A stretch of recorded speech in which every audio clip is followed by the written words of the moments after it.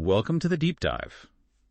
Today we're going to explore some really interesting concepts connected to understanding transgender identities. Yeah, definitely. We're drawing from some source material that talks about a few key ideas. Right, things like body schema, that sort of unconscious sense of our body. Exactly. And then body image, which is more our conscious view. And also this idea of the intersubjective context, how the social world fits in. The social dimension is critical.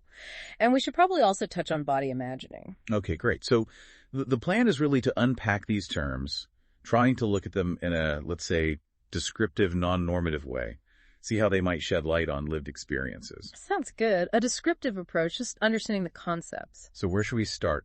Maybe with body schema. What exactly is that? Okay, yeah. Body schema is fascinating because it's largely automatic, It's like the brain's background map of your body in space. I'm a map. Yeah, it lets you, say, reach for a cup or type without really thinking consciously about how your muscles are moving. It's implicit knowledge. Ah, okay. So it's the body's kind of internal GPS or autopilot. Not something you're usually aware of. Precisely, it just runs in the background. So then how does body image fit in? That's the conscious part, right? Exactly. Body image is where your thoughts, your feelings, your perceptions about your physical self come in. Right.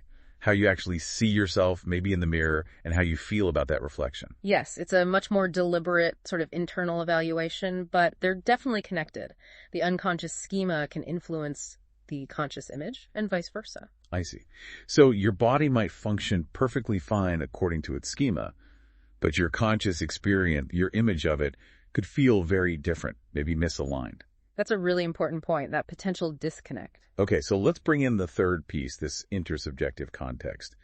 How does the social world, other people, factor into this? Well, this is crucial. It basically means our sense of our own body doesn't just come from inside. It's heavily shaped by our interactions, by cultural norms, by how others perceive us and respond to us. So it's like a feedback loop. Absolutely. Think about it the way people look at you, talk to you, categorize you. All of that feeds back into how you perceive and feel about your own body, your body image. And I imagine for a transgender person, that context could be, well, complicated. Extremely.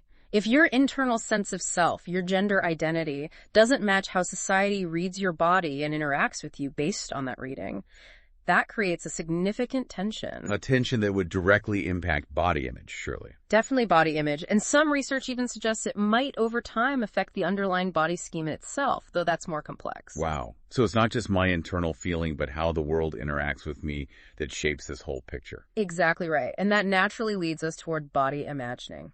Okay, body imagining. How does that connect? Well, if you think about our internal map, the schema, and our conscious feelings, the image, all happening within this social environment, the intersubjective context. Yeah. All of these things influence how we might envision our bodies, how we imagine them currently, how we might desire them to be, or even how we guess others see them. It's about that mental picturing. Ah, I see. So schema is the autopilot, image is the conscious feeling, context is the social mirror, and imagining is kind of the mental drawing board. That's a decent way to put it, yeah. Right. And the source material we looked at mentions the potential in understanding this interplay. Right, potential. What do they mean by that in this descriptive sense?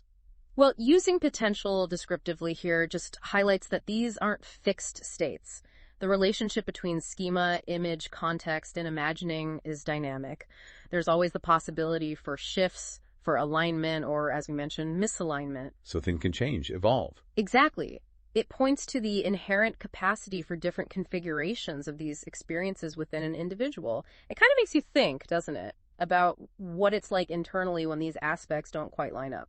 And that seems incredibly relevant when we think about transgender identities, doesn't it? If someone's deep internal sense of self doesn't align with their conscious body image or how society perceives them, these concepts give us a language for that. They offer a framework, yes. A way to understand that experience without immediately jumping to judgments or assumptions. And body imagining might be a really key space where individuals negotiate these feelings and desires. Right, where they might explore that sense of potential you mentioned. Which kind of brings up a question maybe for our listeners too. If we understand these different layers, the automatic schema, the conscious image, the social context, and these imaginings, how might that change how we think about gender identity? How it might offer maybe new ways to appreciate the sheer diversity of how people relate to their bodies. without boxing them in. Exactly. Moving away from rigid categories and towards understanding the dynamic interplay. So just to wrap up, we have body schema and body image, always existing within this social intersubjective context and feeding into this fluid process of body imagining, understanding that whole system. Gives us a much richer, more nuanced picture of embodiment and identity. Okay, so here's a final thought then, building on that idea of potential. Yeah. Considering all these elements, schema, image, context, imagining, and their dynamic nature, what new ways might we understand the ongoing, often lifelong process of self-discovery and finding one's place in the world? That's a great question to leave people with. Lots to think about there. Definitely. Well, thanks. This has been a really illuminating deep dive.